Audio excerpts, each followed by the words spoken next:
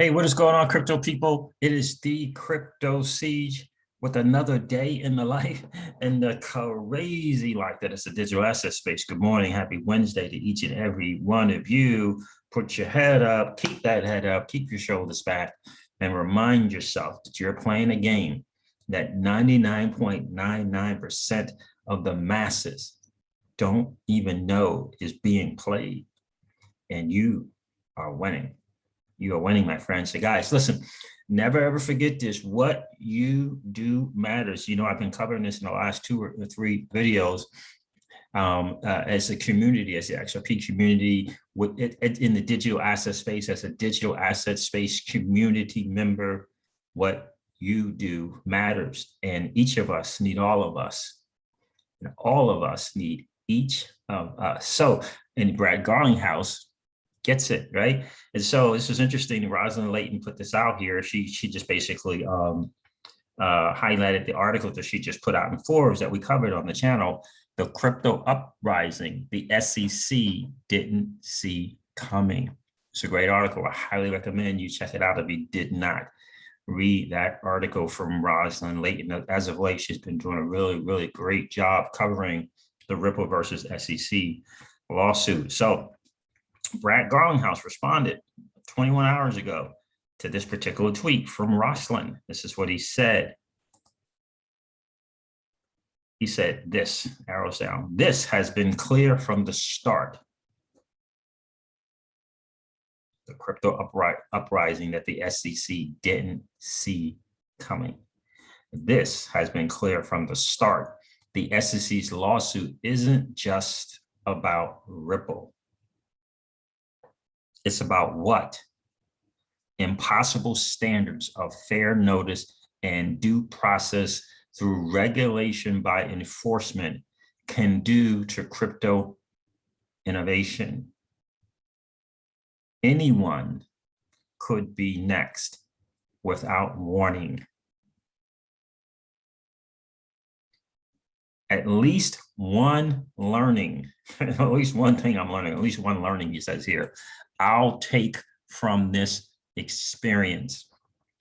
Never bet against the tenacity and thoroughness of Twitter sleuths, however you pronounce that. He's talking about, right, not just the XRP army, but he certainly is talking about the XRP army, right? The digital asset space as a whole, right? XRP army has been, it's been recognized as just being that, right? Tenacious, thorough, some of the best researchers in the digital asset space, some of the best content creators in the digital asset space, right? Never, ever, right? Never bet against the tenacity and thoroughness of Twitter exclusive means. What you do, what we do matters. Again, and I always say this to the content creators, to those of us that are blessed to open up the laptop, flip on that microphone, turn on the camera. We're blessed to be in that position, and we should take that responsibility serious, right? Take it seriously without questioning. What we do matters. When people take time to comment on your videos, how you respond to that matters. When people take the time to comment, when you, as someone who is listening to videos, when you take the time to comment, it matters. When you take the time to get on Twitter and retweet, it matters. It really, really does matter, right? And it's just something I call it the slide edge. It's something I learned from a mentor years and years ago. And that is that successful people do the little things, like hearting someone's comment, okay, and taking the time to respond to someone's comment. Successful people do the little things that seem to make no difference at all in the act of doing them. And they just do it over and over and over again until the compounded effect kicks in, and they win. Unsuccessful people exercise serious or slight edge errors in judgment and thinking that not commenting will not make it, not responding to someone's comment won't make a difference. Not taking the time to just simply hard a comment. That's a simple error in judgment. And that compounded effect will kick in as well. Right, will kick in as well. So in any case, guys, my point to this is what we do as a community matters. What we do as a digital asset space community matters. What we do as a Flare community matters. Participating in the eco space matters. Without question. Jack McDonald, the CEO of Polysign, let me tell you, this is a dude who gets it. David Schwartz talking NFTs. Yeah, I'm not talking traditional financial products of their system, of that old system. Talking NFTs, we're going to cover that as well. So guys, listen, this is going to be your XRP Ripple daily news in around 0 to 10 minutes. So we all know that Thinking Crypto did a great job interviewing Jack McDonald. I want to cover just a few things here from this interview. Let's take a listen to Jack. He's going to tell us a little about himself. Because they went to school on the East Coast, and I've been living in San Francisco for the last 20 years. What did you do before you were working at Polysign? I believe I saw on your LinkedIn profile you're at UBS. Can you tell us a bit about your background there? Sure. I've been in traditional finance basically my whole career before getting into the digital asset space. So went to law school, never practiced, got into Wall Street as an institutional stockbroker. I was a relationship manager at UBS that dealt with a lot of alternative asset managers, so hedge funds, pension plans, VCs, private equity, and then ended up joining a private company called Conifer that was based in San Francisco. Took over for the founder. We had a broker-dealer business and a fund administration business that I grew pretty meaningfully, brought on Carlyle as an investor, and then ultimately sold those businesses to, I sold the broker-dealer to Cowen and sold the fund admin to another public company, SS&C. So history has a way of repeating itself, and that's how I got to know the guys at Cowen, or one of the ways. So yeah, and this Cowen, the relationship with Cowen is pretty powerful as well. Relationship manager, I think, is an interesting title, and getting that experience. In other words, he's rubbing elbows, if you will, and making and establishing relationships with, their clients, right? And networking and kind of bringing clients together, but establishing those relationships, and you got to develop skills to make those relationships prosper, right? Let's talk. He's going to talk here a little bit about getting into business or looking into perhaps working with Ripple in the future. And there may be other ways that we can work with Ripple going forward. That's certainly my hope and expectation. Sure. I remember speaking with David in an interview, and he talked about the private ledger aspect that he's looking to XRP for Ripple's clients. Any light you can shed there? Yeah, that's certainly our hope. The problem that we're solving for. Sure. There was a question that came from the community asking, given David Schwartz from Ripple, Arthur Brito, who's a co-founder of Ripple, are there plans for you guys to work with Ripple and potentially custody XRP for Ripple's clients? Any light you can shed there? Yeah, that's certainly our hope. Right now we're a very regulatory compliant focused organization, and given what's going on with Ripple and the SEC, there seems to be a little bit of a hold on taking in new assets, but we absolutely look to partner with Ripple and Ripple holders of XRP going forward. We'd like to think. Partner with Ripple and Ripple holders of XRP.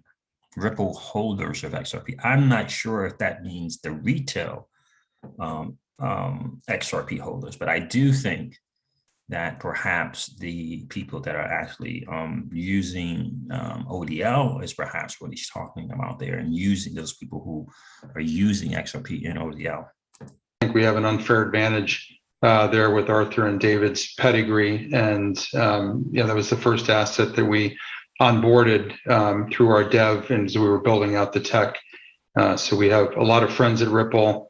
and very much look forward to this part of their journey getting resolved satisfactorily and being out there in the market. And I think not only from a custody standpoint, there may be other ways that we can work with Ripple going forward. That's certainly my hope and expectation. Sure. I remember speaking with David in an interview, and he talked about the private ledger aspect that he's looking to.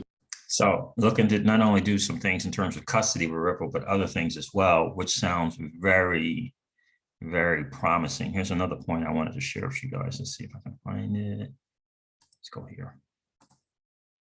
The infrastructure bill, just on that front, the frustrating part for me is that there seems to be a lot of enthusiasm when it comes to collecting taxes, where the regulators seem to be motivated to, get some regulatory guidance out there. But I hope that it's more holistic than just on the front end of give me the information I need and compel the different market participants to report so the government can collect taxes. I think we as an industry deserve much more than just tax collection guidance, which obviously is an important feature. And I'm all for investor protection and operating within a regulated framework. But as I said earlier, I think some clarity and comprehensive sort of legislation will be very, very helpful to the industry at large.